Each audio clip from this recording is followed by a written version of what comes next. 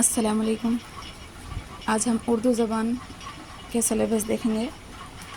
اردو زبان اردو پیپر جو ہے فرسٹ اور سیکنڈ دونوں کے لیے بھی فائدہ مند ہے۔ یہ جو علم صرف ہے یہ فرسٹ اور سیکنڈ میں دونوں پیپر میں پوچھا جاتا ہے۔ اس کے بارے میں آج ہم پڑھیں گے۔ علم صرف اس کو کلمہ بھی کہتے ہیں۔ کلمہ یعنی بامعنی الفاظ کو کلمہ کہتے ہیں، جس کے معنی ہمیں سمجھ میں آ جائیں تو اسے ہم کلمہ کہتے ہیں۔ تو کلمے کے دو اقسام ہیں، پہلے ہے مستقل کلمہ اور ایک غیر مستقل کلمہ۔ ان میں کون کون سے اجزاء ہیں، ان کے کتنے اقسام ہیں، یہ ہم دیکھیں گے۔ مستقل کلمہ دیکھیں گے سب سے پہلے۔ مستقل کلمہ میں مستقل کلمے کے 5 اقسام ہیں: اسم، ضمیر، صفت، فعل، متعلق فعل۔ یہ مستقل کلمہ کے اجزاء ہے۔ اب اس میں دیکھیں گے اسم کے کتنے اجزاء ہیں؟ 2، اسم خاص، اسم عام۔ اسم خاص کے اجزاء دیکھیں گے ہم 5 ہے: علم، عرف، لقب، خطاب، تخلص۔ یہ ہو گئے اسم خاص کے۔ اب اسم عام کے دیکھیں گے ہم۔ اسم عام کے بھی 5 اقسام ہیں۔ کون کون سے ہیں اسم عام کے؟ یہاں پہ ہے: اسم ذات، اسم کیفیت، اسم اعلیٰ، اسم ظرف اور اسم جمع۔ یہ اسم عام کی قسمیں ہیں۔ اس کے بعد دیکھیں گے ہم لوازم اسم۔ یہ بھی ایک اسم کی قسم ہے، لیکن یہ مستقل کلمے میں نہیں آتے، یہ الگ سے ہیں۔ لوازم اسم یہ 3 قسم کے ہوتے ہیں۔ نمبر 1 ہے جنس، نمبر 2 تعدد، نمبر 3 حالات۔ جنس میں 2 اقسام ہیں: جنس حقیقی اور جنس غیر حقیقی۔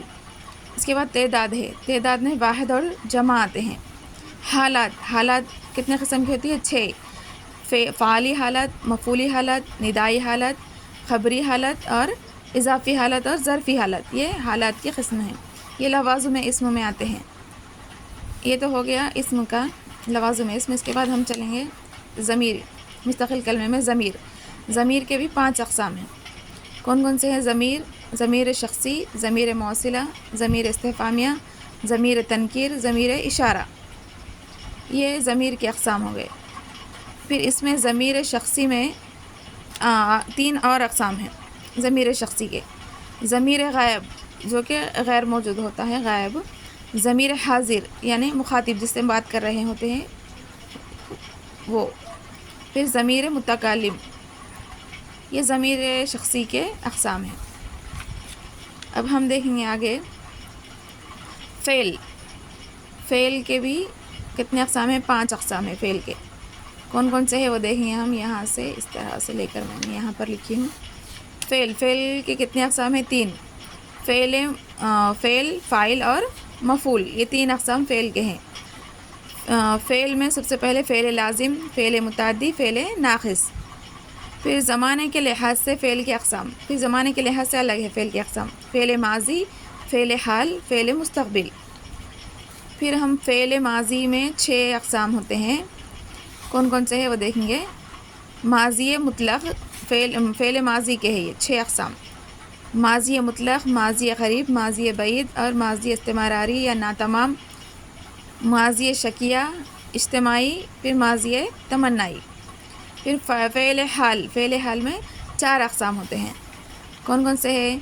فعل حال مطلق، فعل حال ناتمام، استمراری، فعل حال احتمالی یا شکیہ، فعل حال مضارع۔ یہ فعل حال کی قسمیں ہیں۔ اس کے بعد فعل مستقبل، یہ 2 قسم کے ہیں۔ کون کون سے ہیں یہ؟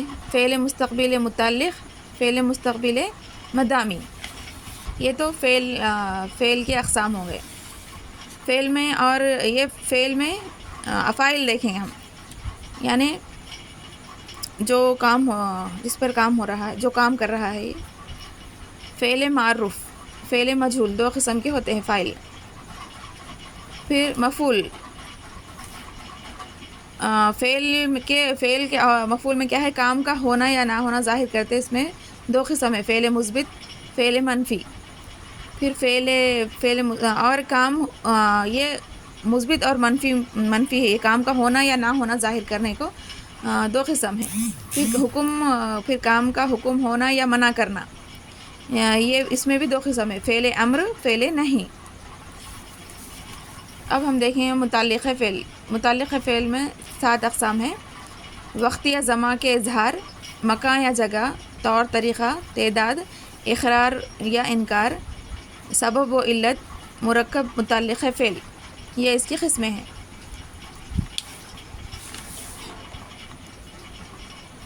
اب ہم دیکھیں گے غیر مستقل کلمہ۔ غیر مستقل کلمہ کے 4 اقسام ہیں: حرف ربط، حرف عطف، حرف فجائیہ، حرف تخصیص۔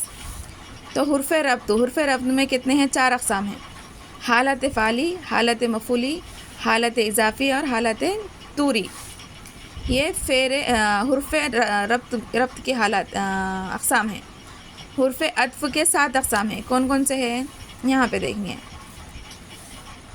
وصل، تردید، استدراک، استثناء اور حرف شرط، حرف علت، حرف عطف کے اقسام ہیں۔